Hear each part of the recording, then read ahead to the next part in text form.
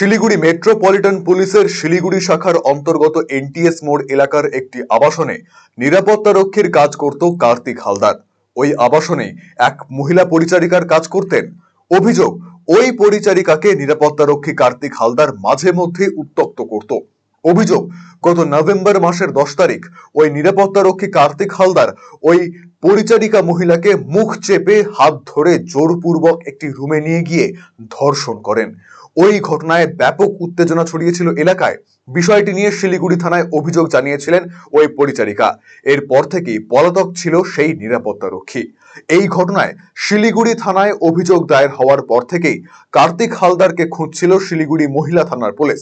অবশেষে দক্ষিণ দিনাজপুর জেলার তপন থেকে তাকে গ্রেফতার করল শিলিগুড়ি থানার পুলিশ।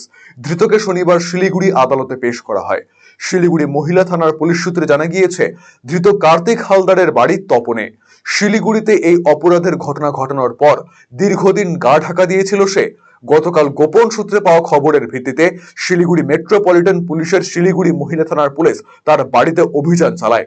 দুদিন আগেই বাড়িতে ফিরেছিল ওই নিরাপত্তারক্ষী।